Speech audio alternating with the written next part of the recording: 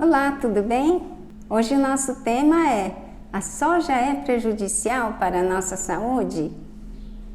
Se você tem gostado do meu conteúdo e ele tem sido útil para você, por favor se inscreva, ative o sininho e dê o like para que mais pessoas possam ter acesso a este vídeo. E considere a possibilidade de ser um apoiador com pequenas contribuições mensais. Obrigada! Algumas pessoas têm perguntado a respeito do consumo da soja. É seguro consumirmos a soja? Quanto posso consumir por dia? Porque muitas meninas entram na puberdade muito cedo, aos 9, 10 anos. Eu tenho lido bastante a respeito deste assunto. A doutora Denise Carreiro, nutricionista famosa, autora de muitos livros, tem falado que a melhor forma de consumirmos a soja é coagulada ou fermentada. E neste livro, Alimentação e Distúrbio de Comportamento, de 2017, ela continua afirmando o mesmo. Um dos alimentos que tem causado mais problemas na nossa saúde atualmente tem sido a soja. Dr. Axe, médico canadense que eu tenho aprendido bastante com ele diz que 95% das vezes soja é prejudicial à saúde. Houve época em que a soja foi considerado um alimento muito saudável. Mas atenção, ouça este vídeo até o final, tenho dicas importantes para você. A soja é a maior fonte de proteínas no reino vegetal, cerca de 17 gramas em 100 gramas. E ainda hoje tem sido uma das principais fontes de proteína e tem sido o insumo básico da indústria alimentícia. Atualmente, quase 60% de todo o produto alimentício produzido levam soja na sua composição. A soja contém alto potencial alergênico por conter proteínas de difícil digestão.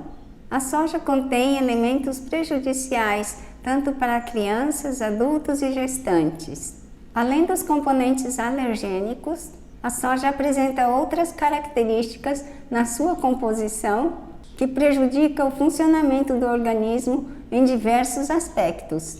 Possui alta quantidade de bromo e outras substâncias como fitoestrogênio.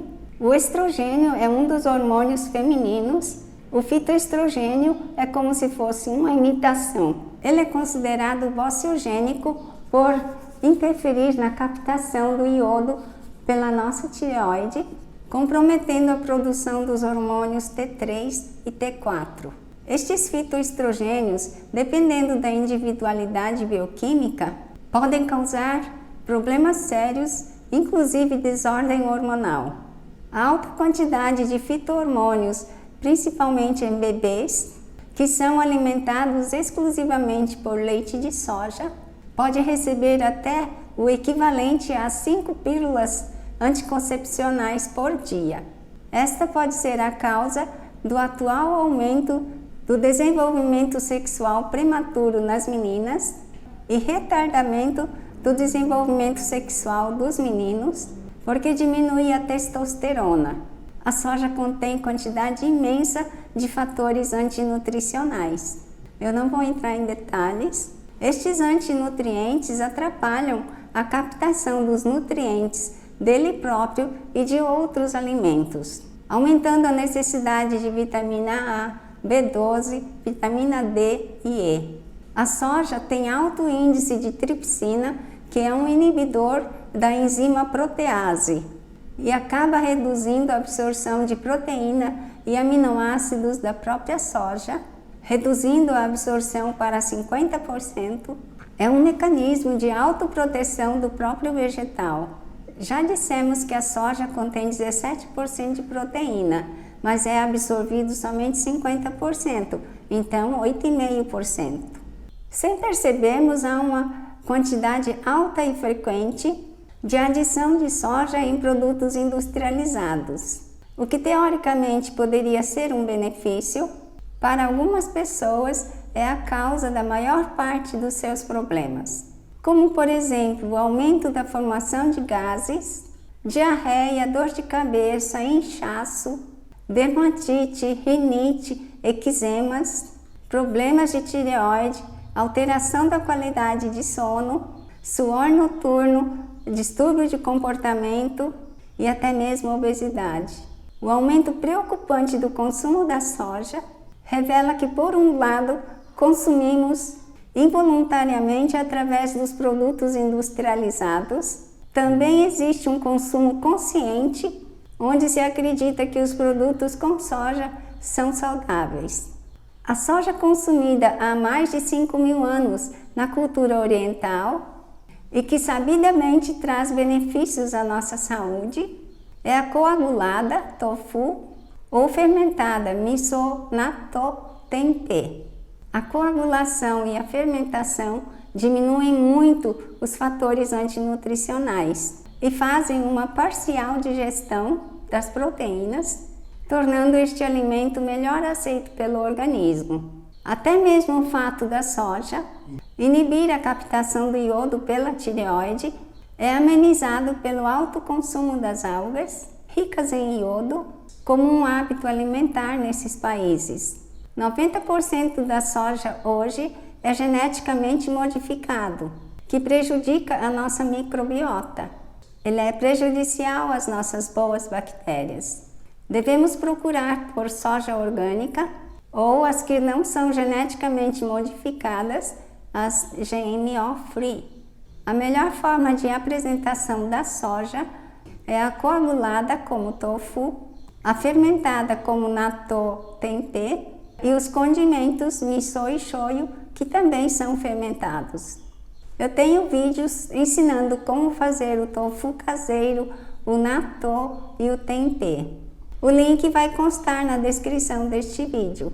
Quanto podemos consumir de natto? 80 gramas a cada 3 dias é o suficiente. O tofu quinzenalmente.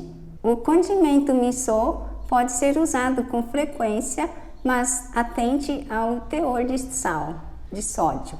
Aprecie com moderação. Obrigada, um grande abraço. Por que as meninas... Não. Um dos alimentos que levam soja na sua por conter proteínas de difícil digestão. De novo. Estes fitoestrogênios, dependendo da... Estes antinutrientes atrapalham a captação. Já dissemos que a soja contém 17% de proteína, mas ela consegue absorver somente... Não é ela consegue, o organismo consegue absorver, mas é absorvido. Sem percebermos, há uma quantidade alta e frequente. Para algumas pessoas é a causa